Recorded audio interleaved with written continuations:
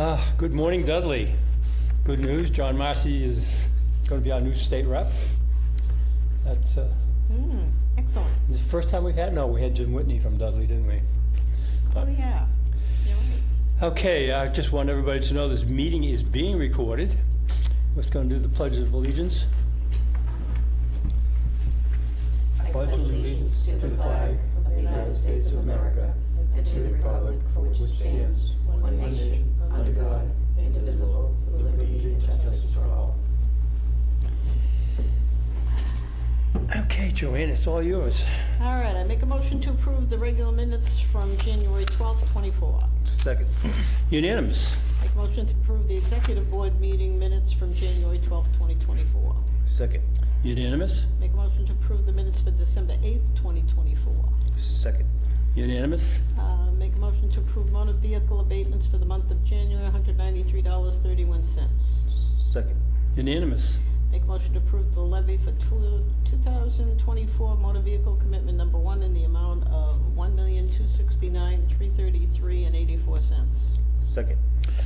Question. That's levy number 1. What do we normally get annually for the motor vehicle excise? I don't know that off the top of my No, head. isn't it around 4 or 5 million? Okay, that's I don't know. Sorry, didn't mean to spring that on you. That's okay. Oh, look at this.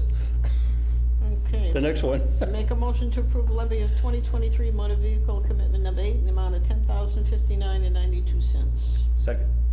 Unanimous. They keep trickling in. Yeah. Vote to approve the following supplemental real estate new construction bills for 2 parcels, 9 parcels, 1 parcel totaling $26,133.97. Second. Unanimous. Unanimous? Make For you to say. Make a motion to approve the following revised real estate assessments: 400 West Main Street, 40 Charlton Road, 3 Manzoni Drive, 24 Charlton Road, totaling $10,483.14. Just a correction, it's 24 Carpenter Road. Oh, Carpenter, thank you. Oh. Second. So that's additional assessments? So the software dropped the house values on these 4. Oh, wow. When the tax bills went out. This happened with our old version, and it's only people that get exemptions. So we enter the exemption. Isn't that and it interesting? randomly, so they're working on that right now. Just a software glitch. Yeah, Those gremlins I told you about. I know. But I had them run a test, and we did get them all. It was just 4 Good. of them, but- Okay. These people are going to be happy. Yeah.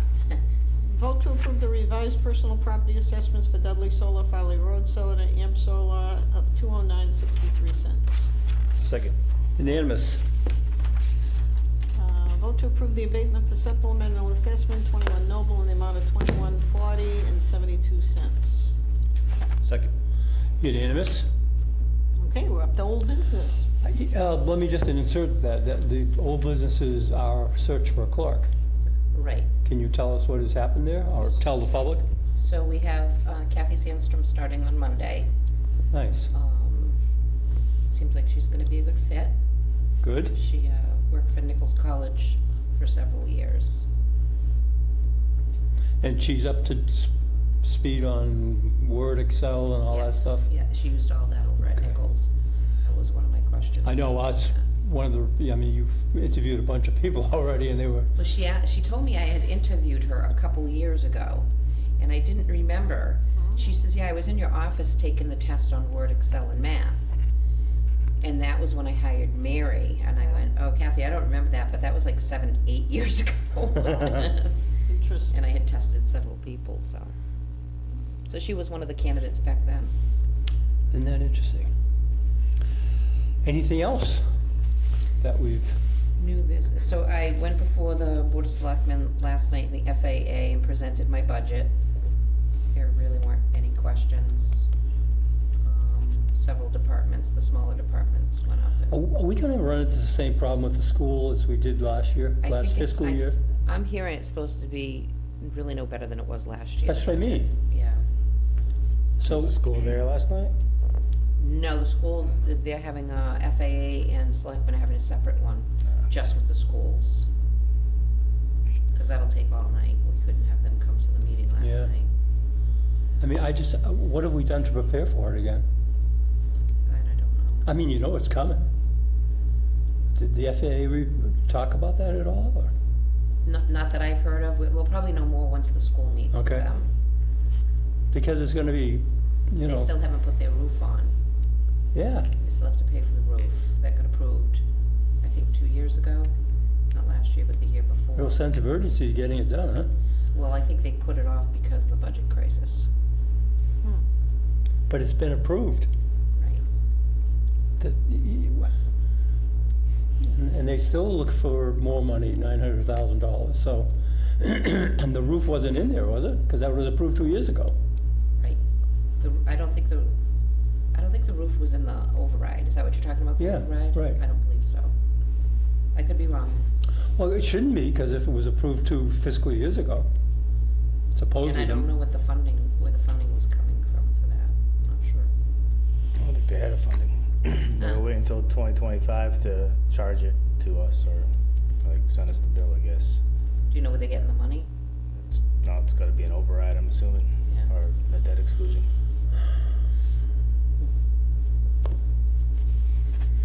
Okay. We're up to, What about New the business. reval interims? Oh, That- cyclical started back up. I've been getting about 50 to 60 mailers in a day that I have to data enter. So the mailers are going out for people to see what we have in the system for heating, bedrooms, bathrooms, Yep. all that. And then sign it, change it if they need to, and send it back. That's in lieu of interior inspections. And then our data collector is gonna start next Wednesday. He's gonna be out in the field, going neighborhood to neighborhood for the sections of town we picked. How do the people know that? It was in their letter. Oh, okay, And if somebody comes up to the counter and drops it off, I remind them somebody may be coming out. Okay. You don't have to let them in, but if, say they wanna measure for accuracy the square footage of your basement, because a few have come back and I don't think people understand how the square footage is Yep. done. yep. I said if you'd like to let them in, they can remeasure it, that's fine. If not, you don't have to let them in. But aren't they precluded from filing for an abatement then? Well, they can file for an abatement, and at that point, I can say, you need to do an inspection. And if they refuse at that point, we can deny them. Right, okay. What happens if they throw it away in the trash? Like, there was this one guy on social Yeah. media that, It's their right. yeah, but like, that's when we send the assessor guy out there to, That, yeah, he'll be knocking on their door, and he'll probably say, get off the property. yeah. Well, with the income statements that you send out, the question is, they are automatically precluded if they don't file. If they don't By statute, file, aren't they? I fine them. Okay. Commercial industrials get fined, Right. $250, and residential gets fined $50. But a lot of businesses, and I understand, say, this is none of your business, and it's their option, but a lot of the businesses will say, I have to send this to my accountant to do it, and it's gonna cost me more than $250 to do it, so just give me the fine. No kidding, that's interesting. yeah. That's just for commercial, right? Like, if someone like me? No, commercial, industrial, and anything over 4-unit apartment buildings. Yeah, but like a Mixed use. single family house wouldn't be fined for not allowing you guys No. in? Yeah, okay. No, because there's no income to a single family. So those mailers are out. The gentleman's gonna start next week. He is registered with the police department. He has magnets for the side of his car that says Assessor's Office. He'll have a letter from me with him stating that he's out there, he's legit. We let Webster Dispatch know and Dudley Police know, and he'll Just- have a badge. Just to inform the two people that are watching us, one of the reasons, there are 3 approaches to computing value, and one of them is the income approach. And so if we're talking about income property, we need to know what the income and expenses are in order to use that as one of the 3 ways to determine value. Right. So that's the whole purpose. It has nothing to do with being nosy. And the whole purpose of these cyclicals, it's mandated by the state of Massachusetts that we do this. Yeah, this is Each property. this is the Department of Revenues. Yeah, This we has don't- nothing to do with us. If we don't do it, they're gonna come in and do it and charge us twice what it's gonna cost. So we have no choice. I forgot what my point was. We're talking I think about people- income and expenses. I think people think we're trying to invade their privacy. The Department of Revenue wants to ensure, David, as you know, that all the information is accurate, because if it's not accurate, you're not assessed fairly, you're not taxed fairly. It's not for us to go in and say, one guy came in and said, all right, what do I have to do with this? I know this is just to raise my taxes. And he said it jokingly but meant it, and I joked back with him. I said, why would you say that? I said, what if I had 3 bathrooms in your house and you only had 1? Now you're overpaying in your taxes. We want to make sure that our data is accurate so that you're assessed and taxed fairly. That's all it is, and the DOR monitors that. Our department should be known as the Department of Assessing and Fairness. That's really what this is all about. It's, it's not the good old boy network like it was when I first started. I mean, if I knew Joanne and she was my sister, I gave her a break on the assessed values. That doesn't happen anymore. And that did happen in all the towns and cities. It just happened, so. And that's probably why they have these cyclicals now. Yep. I mean, I remember when we first started, Joanne, there were houses we didn't even have on the books. They built them without no permits, nothing. Well, that's where it's nice too. We have unbiased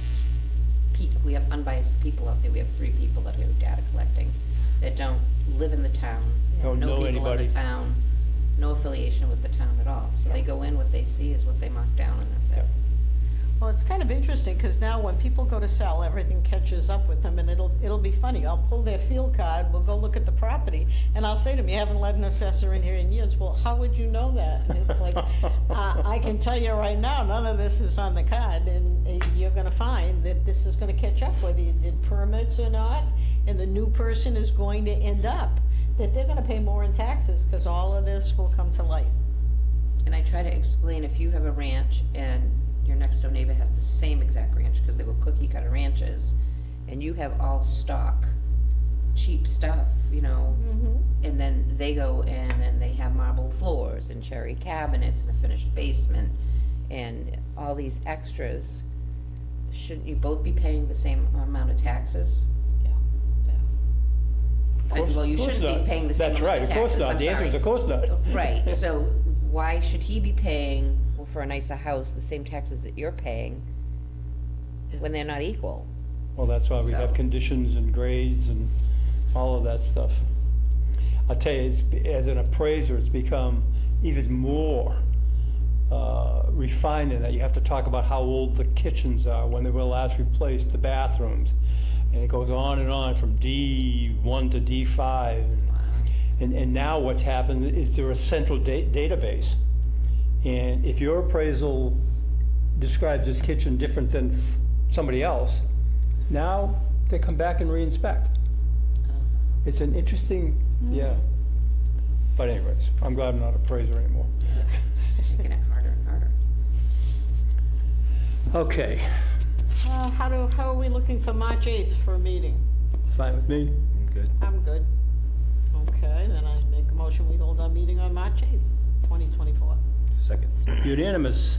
I make does he have to read that first before we Yeah, adjourn? 18. Okay, we need to vote to convene into executive session under MGL Chapter 30A and 21A7 to comply with or act under the authority of any general or special law or federal grant and aid requirement.